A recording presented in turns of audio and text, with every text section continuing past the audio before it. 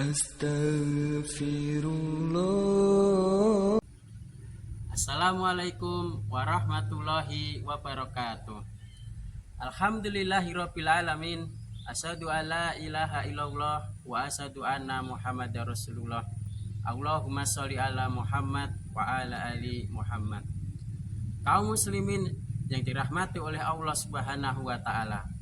Yang pertama, marilah kita selalu menjadikan puji syukur kita kepada Allah Subhanahu wa taala yang telah memberikan kita banyak sekali kenikmatan. Yang kedua, salam dan sholawat semoga tersampaikan kepada junjungan kita Nabi Agung Nabi Muhammad Sallallahu Alaihi Wasallam yang kita harapkan syafaatnya di Yaumul Akhir. Kaum muslimin yang dirahmati oleh Allah Subhanahu wa taala, saudara sebangsa dan setanah air. Nabi Muhammad Sallallahu Alaihi Wasallam pernah bersabda di dalam hadis yang diriwayatkan oleh Imam Ahmad,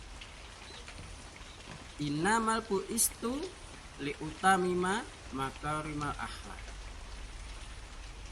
Sesungguhnya aku diutus untuk menyempurnakan akhlak. Kaum muslimin yang dirahmati oleh Allah, saudara sebangsa dan setanah air. Dari hadis tadi kita mengetahui bahwa salah satu tujuan diutusnya Rasulullah Shallallahu Alaihi Wasallam ke muka bumi adalah untuk menyempurnakan akhlak manusia. Utamanya adalah generasi muda, para anak-anak itu. Tetapi jika kita melihat fenomena yang ada sekarang ini, utamanya di era digitalisasi ini, di mana banyak sekali informasi-informasi yang beredar di media-media sosial, banyak informasi yang beredar di televisi-televisi. Anak-anak kita, generasi-generasi muda kita mengalami kemunduran. Kaum muslimin yang dirahmati oleh Allah Subhanahu wa taala, saudara sebangsa dan setanah, mendidik atau membentuk sebuah generasi agar memiliki akhlak yang baik mempunyai beberapa faktor pendukung, mempunyai sebab-sebab pendukung.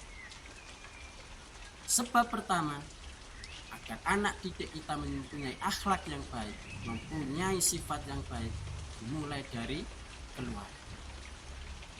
Di dalam Al-Quran surat At-Tahrim ayat ke-6, Allah Subhanahu wa ta'ala berfirman, A'udzubillahi minasyaitonirrajim, ya ayyuhalladzina amanu qu anfusakum wa ahlikum naron wa quduhan nasu wal hijab. Wahai orang-orang yang beriman, jagalah dirimu dan keluargamu dari api neraka yang bahan bakarnya dari manusia dan batu. Dari ayat ini sangat jelas sekali bahwa keluarga merupakan fondasi utama. Keluarga merupakan awal seorang anak dibentuk karakternya, dibentuk akhlak. Kemudian yang kedua, faktor pendukung yang kedua adalah lingkungan sekolah yang mendukung. Jamaah kaum muslimin yang dirahmati oleh Allah, ada sebuah falsafah pendidikan.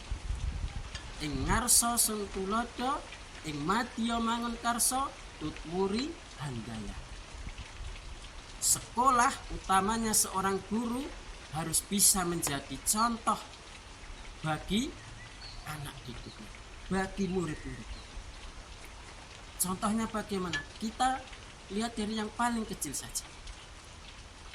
Misalnya si anak di rumah diajari oleh ayah ibunya, nak kalau makan pakai tangan kanan dan duduk. Tetapi mungkin di sekolah si anak melihat gurunya makan dengan tangan kiri dan duduk. Hal ini tentu ditolak belakang. Maka seorang guru dan sekolah harus bisa mendukung untuk menciptakan generasi-generasi yang baik. Faktor yang ketiga yang perlu diperhatikan oleh seseorang agar mempunyai sifat yang baik, generasi yang baik, adalah menjaga pergaulan.